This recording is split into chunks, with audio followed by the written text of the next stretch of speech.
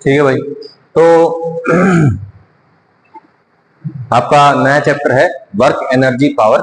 ठीक है, वर्क क्या होता है, बेसिक डेफिनेशन आप लोगों ने 9th क्लास में पढ़ी हुई है ना।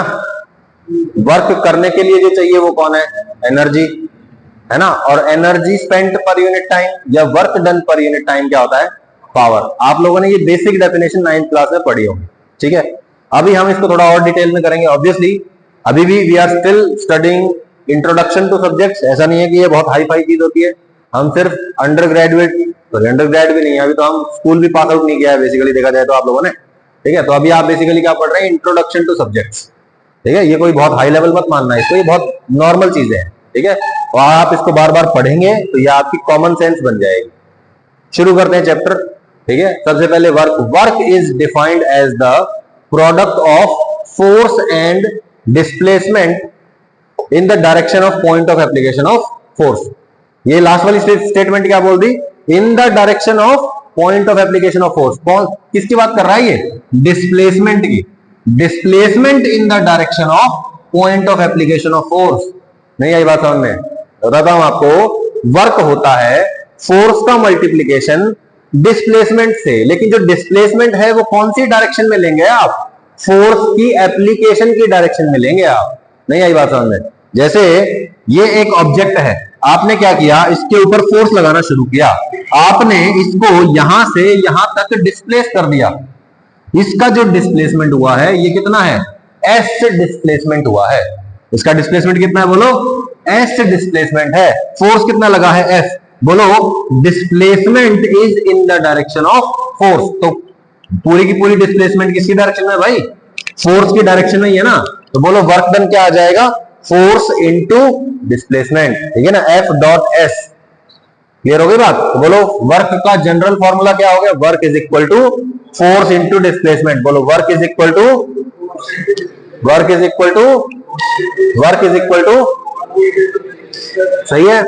अच्छा, इसको वेक्टर फॉर्म में जब हम लिखते हैं तो कैसे लिखते हैं, work done is equal to force vector dot product displacement vector. तो F vector dot S vector is equal to, बोलो ए डॉट बी क्या होता था, ए बी कॉस थीटा। तो ये क्या आ जाएगा, एफ एस कॉस थीटा। सही है। अच्छा मुझे बताओ, डॉट प्रोडक्ट का एक नाम होता था, डॉट प्रोडक्ट क्या बोलते थे इसको, स्केलर प्रोडक्ट भी बोलते थे। क्यों भाई, क्योंकि जो डॉट प्रोडक्ट का आउटपुट होता है इसको वो स्केलर ही आता है। ये सर नो, डॉट प्रोडक्ट का आउटपुट जो है वो स्केलर ही आता है। ठीक है ना। तो ऑब्वियसली इन दो चीजों का, दोनों के दोनों वेक्टर हैं, इन दोनों का डॉट प्रोडक्ट किया गया, जो आउटपुट आया वो वर्क है। तो ऑब्वियसली वर्क क्या है, एक स्केलर क्वांटिटी है। वर्क की कोई भी डायरेक्शन नहीं होती है। ठीक है, सिर्फ और सिर्फ वर्क का क्या होता है, मैग्नीट्यूड होता है। ठीक है, magnitude can be positive, negative, zero. ठीक है, तो वर्क जो आएगा आपका, जब भी आएगा वो क्या आना चाहिए, पॉजिटिव, नेगेटिव या जीरो आना चाहिए, उसकी कोई भी डायरेक्शन नहीं होगी। कोई दिक्कत। अच्छा, एफ डॉट एस का जो आया, एफ एस कॉस थीटा, देखिए ये कॉस थीटा जो है मैं दो जगह लगा सकता हूं। कहां कहां, एक तो एस के साथ, है ना, क्या आएगा, F into S cos theta, या फिर मैं क्या कर सकता हूं, cos theta, F cos theta into S कर सकता हूं। सही है ना, ऑब्वियसली। तो बोलिए ये जो आया है F into S cos theta, अब ये एस कॉस थीटा क्या है, एस का फोर्स की डायरेक्शन में कंपोनेंट आ गया ये, यस और नो। जैसे हम क्या करते थे, मान लीजिए ये ए है और ये कोई डायरेक्शन है बी, बोलिए ये ए ये बी और ये एंगल थीटा है, तो बोलो ए कॉस थीटा क्या बताता था भाई, ए का वो कंपोनेंट जो बी की डायरेक्शन में है, यस और नो। तो बोलिए जब एस कॉस थीटा करेंगे तो ये क्या देगा आपको, डिस्प्लेसमेंट का वो कंपोनेंट जो फोर्स की डायरेक्शन में है। सही है। तो बोलिए S cos theta is the component of displacement in the direction of force. ठीक है, और क्या हो सकता है, बोलिए एफ कॉस थीटा, ये कॉस थीटा मैंने एफ के साथ लगाया, इनटू एस, ये क्या हो गया बोलो, फोर्स का वो कंपोनेंट जो डिस्प्लेसमेंट की डायरेक्शन में। तो बोलो component of force in the direction of displacement. नहीं आई बात समझ में, कोई दिक्कत है, बिल्कुल क्लियर है। ठीक है ना।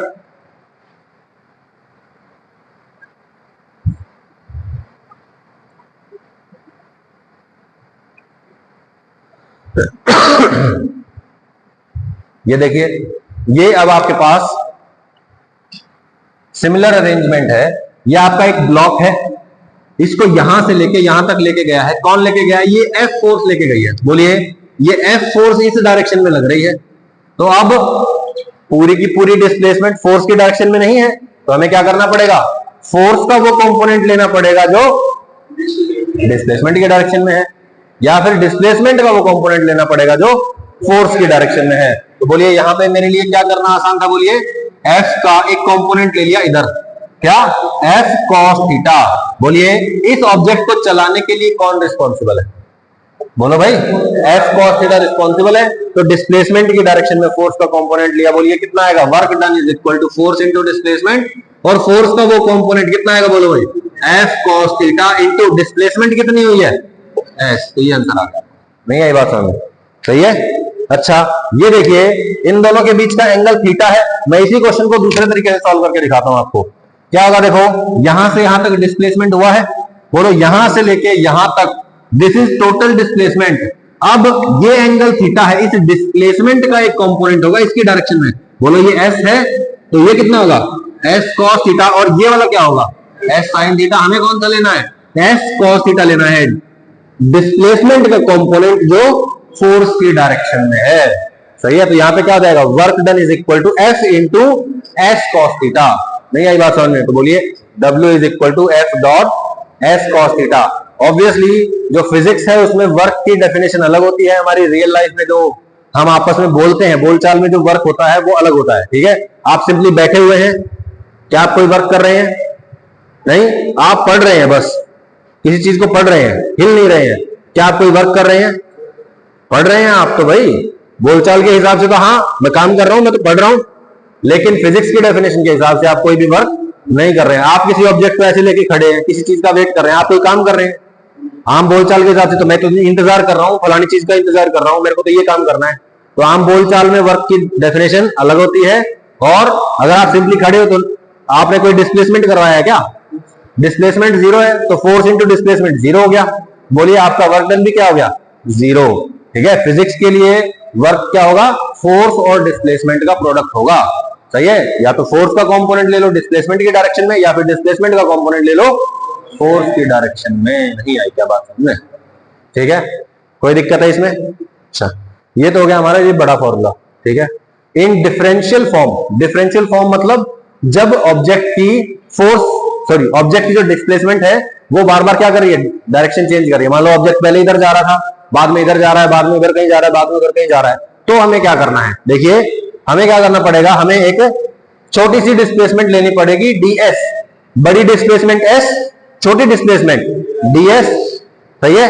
अब बताओ, इस छोटी सी डिस्प्लेसमेंट करवाने वाली फोर्स थी f। बोलो भाई, छोटी सी डिस्प्लेसमेंट करवाने वाली फोर्स f, तो बोलो छोटा सा जो वर्क डन हुआ है वो क्या आएगा? dw is equal to F vector dot ds vector. छोटी सी डिस्प्लेसमेंट है, छोटा सा वर्क है, दोनों साइड इंटीग्रेट कर दें। बोलो dw का इंटीग्रेशन w, और यहां क्या आ जाएगा?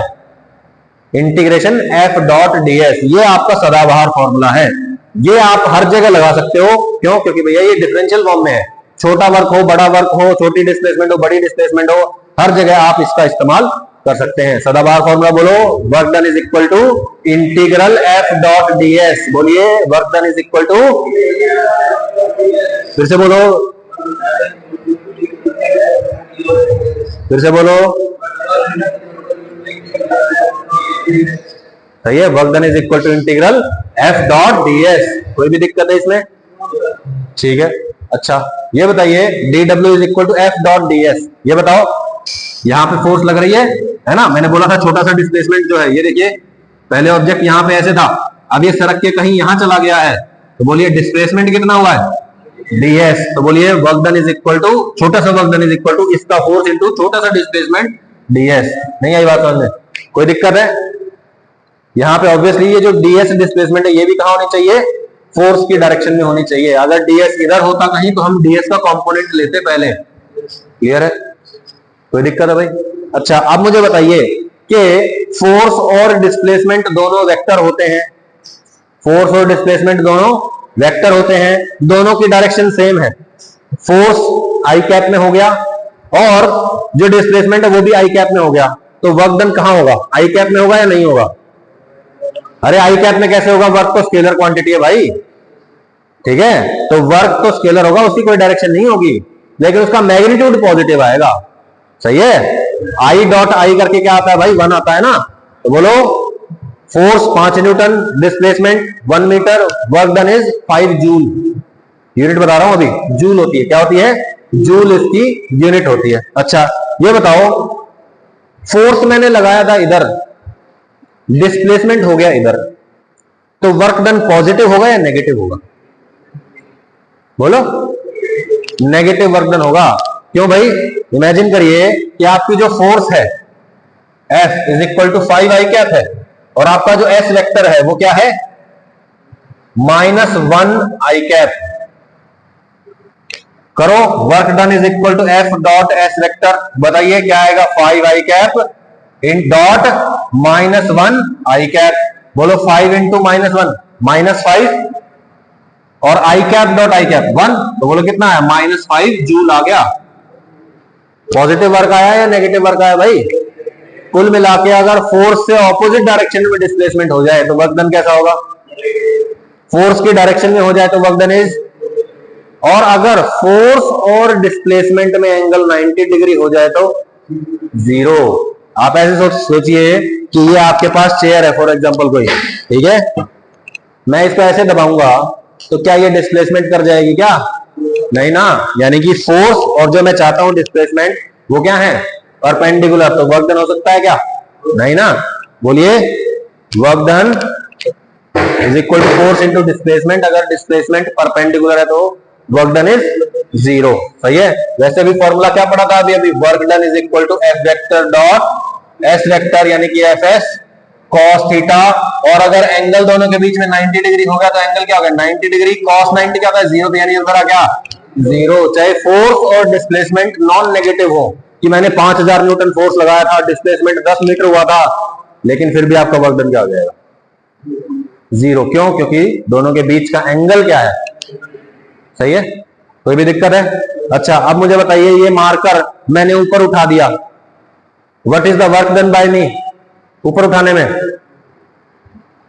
पॉजिटिव या नेगेटिव, अरे भाई मैं इसको ऊपर उठा रहा हूं, मैं फोर्स कहां लगाया, ऊपर, डिस्प्लेसमेंट भी कहां हुआ प्रियांशी, ऊपर हुआ, तो बोलो वर्क डन पॉजिटिव या नेगेटिव, ठीक है। अंजू, जब मैं इसको नीचे लेके आ रहा हूं, मैं इसको नीचे लेके आ रहा हूं, बताओ वर्क डन, क्यों, क्योंकि मैंने जो नॉर्मल रिएक्शन लगाया वो कहां लगाया भाई, ऊपर, मेरा लगाया हुआ फोर्स ऊपर है, और डिस्प्लेसमेंट कहां है, नीचे, तो वर्क डन इज नेगेटिव, ठीक है, नीचे लाने में वर्क डन कैसा हुआ मेरा, नेगेटिव। अब मैं कह रहा हूं ग्रेविटेशनल फोर्स का वर्क डन निकालो, मैं इस ऑब्जेक्ट को उठा के ऊपर ले गया, ऑब्जेक्ट को मैंने कहां उठा दिया, ऊपर उठा दिया, बोलो ग्रेविटेशनल फोर्स लगी mg, बोलो वर्क डन ऊपर उठाने में बाय ग्रेविटी नेगेटिव, क्योंकि mg लगा नीचे और डिस्प्लेसमेंट कहां हो गया, ऊपर। अच्छा ये बताओ, ये ऑब्जेक्ट है, ये नीचे ले आया मैं, what is the work done by gravity,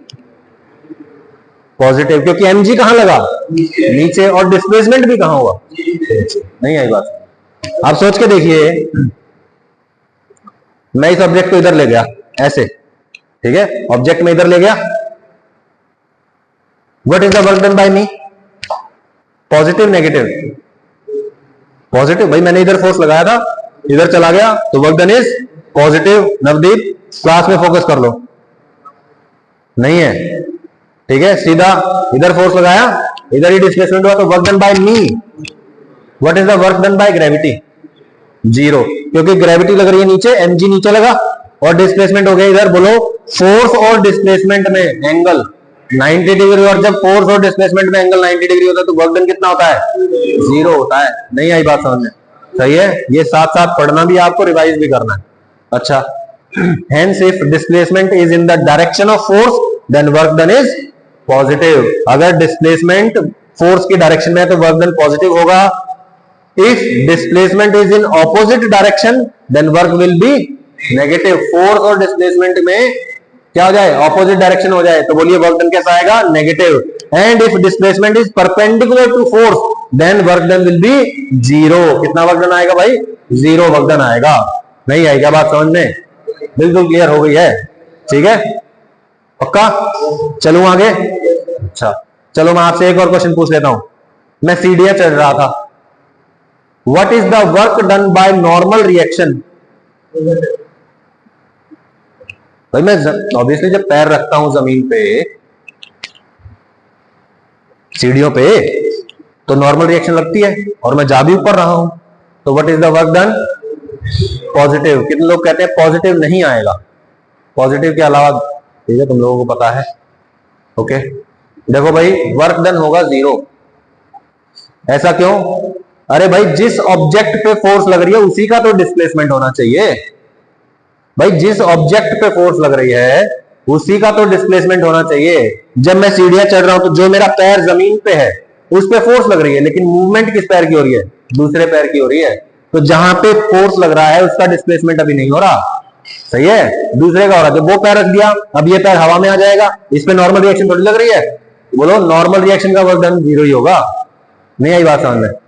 सही है। जब आप सीढ़ियां चढ़ते हैं, जब आप सीढ़ियां चढ़ते हैं तो आपको वर्क ज्यादा करना पड़ता है, या जब आप सीढ़ियां उतरते हैं तब ज्यादा वर्क करना पड़ता है?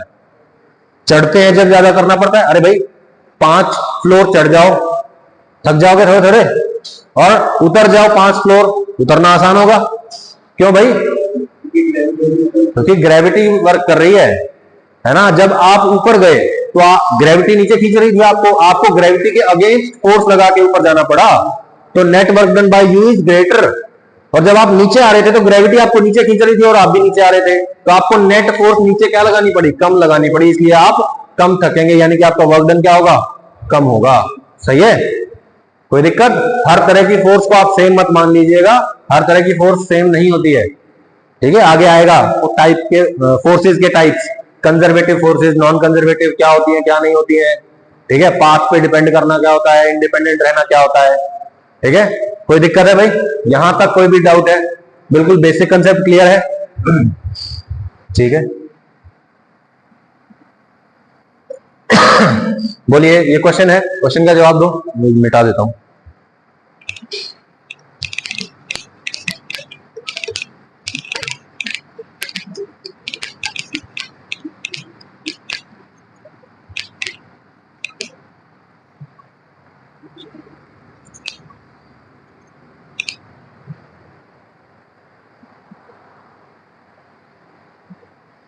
तो बोलिए, क्वेश्चन का जवाब दो। When an object is lifted what is the work done by gravity? किसी ऑब्जेक्ट को उठाया जाता है तो Devansh work done by gravity क्या होता है?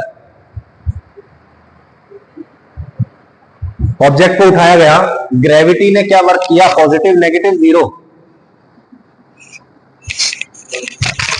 क्या बोला? Positive.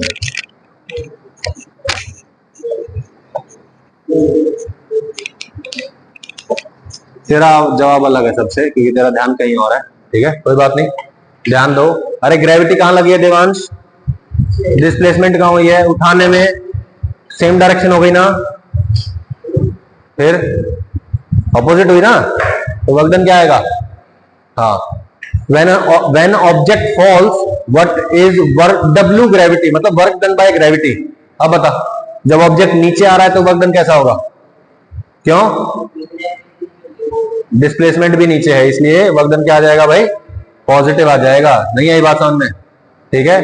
Special note, always remember the displacement must be at the point of application of force.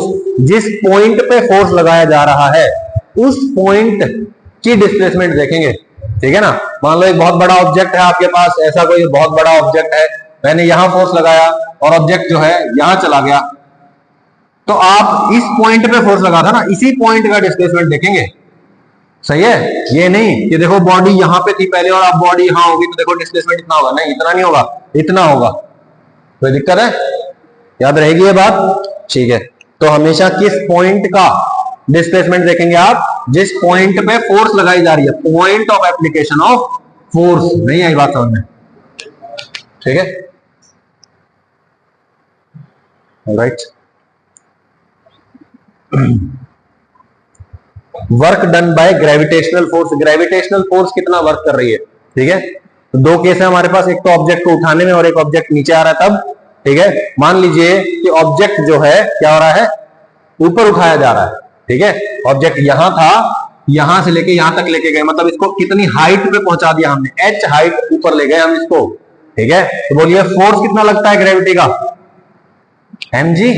और बोलो डिस्प्लेसमेंट उससे ऑपोजिट हुआ है, तो बोलो वर्क डन क्या आएगा, F is equal to mg, displacement is equal to h, work done is equal to F dot s, क्या आएगा माइनस mgh। कितना आएगा भाई, माइनस mgh। और फॉल कर रहा है तब, बोलिए ऑब्जेक्ट यहां से यहां आ गया, कितना गिर गया, h हाइट नीचे आ गया, फोर्स कितना लगा mg, बोलो दोनों का डायरेक्शन सेम है, तो वर्क डन इज पॉजिटिव यानी कि mgh। सही है, असली मसाले सच सच, mgh mgh mgh भाई, mdh नहीं। याद हो गया कुछ, वर्क डन बाय ग्रेविटी क्या होता है बोलो अब, mgh। ठीक है,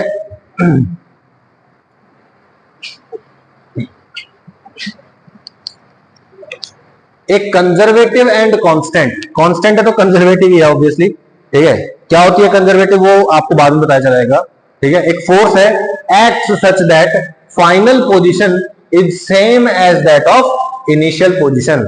एक पार्टिकल है, ठीक है, उस पर फोर्स लग रही है, और फोर्स इस तरीके से लग रही है कि वो जो पार्टिकल है वो वापस घूम के वहीं पे आ गया। अब पार्टिकल वापस घूम के यहीं आ गया, तो बोलो डिस्प्लेसमेंट कितना है उसका, डिस्प्लेसमेंट 0 है। तो बताओ what is the work done,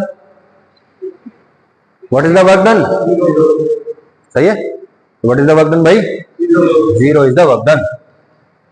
clear है, ठीक है, as displacement is equal to final position minus initial position, क्या जाएगा 0, क्योंकि फाइनल और इनिशियल सेम है। तो बोलो what is work done, it is 0। सही है, अगर यहाँ पे नॉन कंजर्वेटिव फोर्स लिखा होता तो आंसर 0 नहीं होता। ठीक है, कंजर्वेटिव फोर्स की प्रॉपर्टी है कि वापस घूम के वहीं आ जाएगा ऑब्जेक्ट, तो वर्क डन पे 0 होगा। ठीक है, लेकिन बेसिक क्वेश्चन है ये, फोर्स लग रही है, डिस्प्लेसमेंट 0 हो गया है, तो बोलो वर्क डन भी क्या हो जाएगा 0। ठीक है, find the work done in following cases, in cases में आपको वर्क डन बताना है। यहां क्या हो रहा है, फ्रिक्शनलेस सरफेस है, क्या हो रहा है, फ्रिक्शनलेस सरफेस है, 2 न्यूटन का फोर्स लग रहा है, क्या बोलो 2 न्यूटन का फोर्स लग रहा है 5 केजी के ऑब्जेक्ट पे, और डिस्प्लेसमेंट कितना हो गया है 7 मीटर। तो बताइए what is the work done, force into displacement, force displacement 7, तो what is the work done 14 joule. क्या होगा भाई, जूल। ठीक है, जूल के लिए इसमें लिख देते हैं, एसआई यूनिट ऑफ वर्क क्या होती है, जूल, JOULE। ठीक है, बोलो आया कैसे था joule, 1 joule is equal to बोलो 1 newton force into 1 metre displacement. तो बोलो न्यूटन इंटू मीटर, यस और नो, न्यूटन मीटर हो जाएगा। तो बोलो न्यूटन मीटर क्या होता है, बेसिकली जूल होता है। ठीक है ना, ऑब्वियसली ये जो डिस्प्लेसमेंट है ये इसकी डायरेक्शन में ही होनी चाहिए, कोई दिक्कत है भाई। ठीक है, तो ऐसा यूनिट हो गया जूल। डायमेंशंस देखते हैं, जूल के डायमेंशंस कह सकते हैं या फिर वर्क के डायमेंशंस, वर्क के डायमेंशंस बोलो क्या होते हैं, फोर्स इनटू डिस्प्लेसमेंट, इनके डायमेंशंस को मल्टीप्लाई करेंगे। फोर्स क्या होती है बोलो, केजी मीटर पर second square into distance metre. सही है, तो बोलो मीटर इंटू मीटर क्या हो गया, मीटर स्क्वायर। केजी क्या होता है बोलो, मास की यूनिट m, मीटर स्क्वायर मतलब डिस्टेंस का स्क्वायर और t-2। तो बोलिए डायमेंशंस याद रहेंगे आपको, ये पूछे भी जा चुके हैं। ठीक है, वर्क के एनर्जी के सेम डायमेंशंस होते हैं, और पूछा गया कि बताओ इसके डायमेंशंस क्या है, नीट में बहुत पहले क्वेश्चंस आए हुए हैं 1-2। ठीक है, तो याद रहेगा आपको कि बोलो वर्क के डायमेंशंस क्या है, ml2 t-2। नहीं आई बात सामने, फाइंड द वर्क डन, हाँ ये हो गया 14 मीटर हो गया। और वैसे भी डिस्प्लेसमेंट जो है वो फोर्स की डायरेक्शन में है, तो फोर्स और डिस्प्लेसमेंट को डायरेक्टली मल्टीप्लाई कर देंगे। नहीं आई बात समझ में, अरे हाँ ठीक है, ये केस आई होप दिखाई दे रहा होगा। यहाँ पे 20 केजी का ब्लॉक है, 10 न्यूटन फोर्स लग रहा है, वो भी 37 डिग्री के एंगल पे, ये एंगल है 37 डिग्री, 37 डिग्री पे 10 न्यूटन का फोर्स लगा।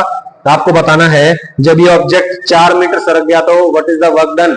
वर्क डन क्या होता है बोलो भाई, FS cos थीटा या फिर F cos theta into S। बोलो इस फोर्स का एक कंपोनेंट ले लो इस डायरेक्शन में, बोलो ये 10 है तो ये कितना हो जाएगा 10 cos 37, यानी कि 8 न्यूटन फोर्स आ गया इस डायरेक्शन में। नहीं आया, बोलो डिस्प्लेसमेंट कितनी है इस डायरेक्शन में 4 मीटर है ना, तो बोलो फोर्स इंटू डिस्प्लेसमेंट कितना आ गया 32 जूल आ गया आंसर। सही है, तो 32 जूल इज द आंसर।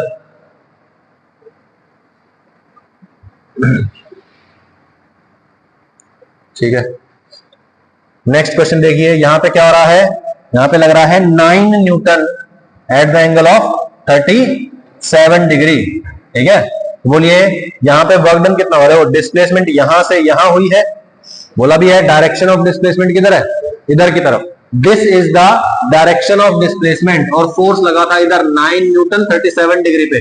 तो बोलिए ये इधर 9 न्यूटन, इधर कितना आ जाएगा 9 cos 37 डिग्री। तो बोलिए कितना आएगा 4/5 इंटू 9, कितना आया भाई 36/5।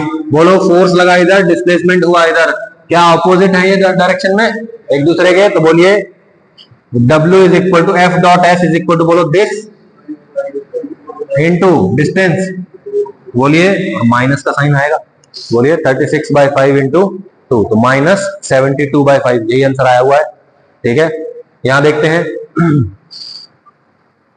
फोर्स कितनी लगा रखी है यहाँ पे, यहाँ पे फोर्स नहीं दे रखी क्या, कोई बात नहीं, इस तरीके का क्वेश्चन आप कर सकते हो, कर सकते हो ना। इधर फोर्स लग रही है, इधर डिस्प्लेसमेंट हुई है, तो बेसिकली क्या हो जाएगा -F इंटू S। सही है, बिल्कुल सिंपल है।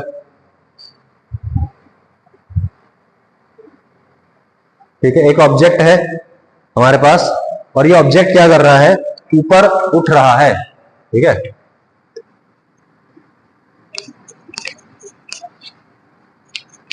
बोलो वर्क के डायमेंशंस ML2T-2, वर्क के डायमेंशंस ML2T-2, वर्क के डायमेंशंस, फिर से बोलो, फिर से बोलो, सही है, याद रहेंगे आई होप, 4-5 बार बोलने के बाद तो याद रहना ही चाहिए। ठीक है, एक 2 kg का ब्लॉक है, उसको यहां से यहां लेके गए हैं, कितनी हाइट उठा दिया भाई 6 मीटर, हाइट कितनी उठी भाई 6 मीटर हाइट हो गई है। बोलो वर्क डन बाय 10 न्यूटन, बोलो फोर्स कितनी है इस डायरेक्शन में 10, डिस्प्लेसमेंट कितना हुआ है 6, तो बोलो वर्क डन क्या आ जाएगा 60 न्यूटन, कितना आएगा भाई 60 newton into, sorry 10 newton into 6 metre, यानी कि 60 जूल, सॉरी 60 जूल। बोलो work done by 10 newton is 60 joule. ये ऊपर जा रहा है कि नीचे जा रहा है, अच्छा नीचे जा रहा है ये ऑब्जेक्ट, ऑब्जेक्ट गोइंग डाउन। ठीक है, डिस्प्लेसमेंट यहां से इधर की तरफ हुई। ठीक है, बोलिए अब बताओ, इधर लग रहा है 10 न्यूटन, डिस्प्लेसमेंट कहां हो गया नीचे की तरफ, तो बोलो फोर्स और डिस्प्लेसमेंट एक दूसरे के ऑपोजिट डायरेक्शन में है, वर्क डन कैसा आएगा नेगेटिव। बोलो 10 इंटू 6 कितना आएगा -60 आएगा। नहीं आई बात समझ में? अच्छा आगे चलते हैं, बोलो mg कितना लग रहा होगा इस पे 2 इंटू जी मतलब 10, कितना लगा होगा बोलो 20 न्यूटन लगा। बोलो नीचे की तरफ 20 न्यूटन फोर्स लग रहा है, डिस्प्लेसमेंट भी नीचे की तरफ हो रहा है। बोलो what is the work done by gravity -mgh, sorry minus नहीं रहे +mgh। ठीक है, ये नीचे जा रहा है ना, तो ऑब्जेक्ट नीचे जा रहा है, फोर्स भी नीचे लग रही है, डिस्प्लेसमेंट भी नीचे है, तो बोलो m2g10h6 कितना आ जाएगा 120 जूल आ जाएगा इसका आंसर। ठीक है, यहां चलते हैं,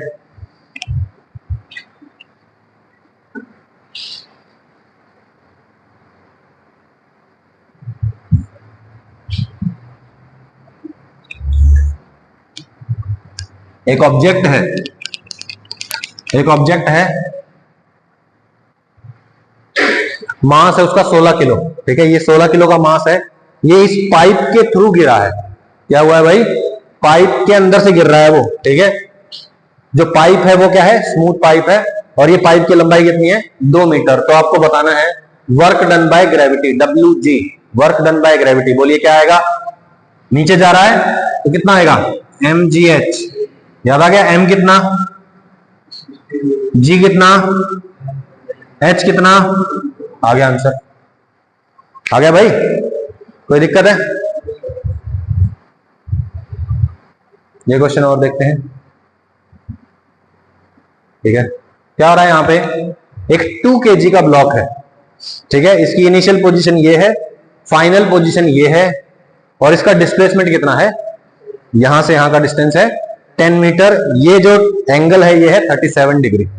सही है, तो आपको बताना है work done by gravity, work done by gravity बताना है।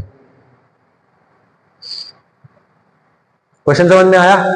क्या करना है इसमें बोलो? ये ऑब्जेक्ट यहां से यहां चला गया, बोलो इसका इस डायरेक्शन में डिस्प्लेसमेंट कितना हुआ है? बोलो भाई, सही है। अच्छा, आपको बताना है work done by gravity. Formula तो पढ़ा था आपने, लेकिन एक समस्या है, जो H था ये या तो mg की डायरेक्शन में था या उसके एग्जैक्टली ऑपोजिट था। यहां तो कुछ एंगल पे हो रहा है डिस्प्लेसमेंट। बोलो भाई, mg तो लगेगा नीचे, है ना, और डिस्प्लेसमेंट हो गया इधर। तो क्या करेंगे, या तो डिस्प्लेसमेंट का कंपोनेंट ले लो या फिर फोर्स का कंपोनेंट ले लो। तो बोलो इधर mg है तो इधर कितना होगा, mg sin थीटा, मतलब mg sin 37 डिग्री। m कितना है बोलो 2, g कितना है 10, 2g sin 37 कितना होता है 3/5। तो ये 2, 6, 12, बोलो इधर कितना फोर्स लगा, 12 न्यूटन फोर्स लगा इधर,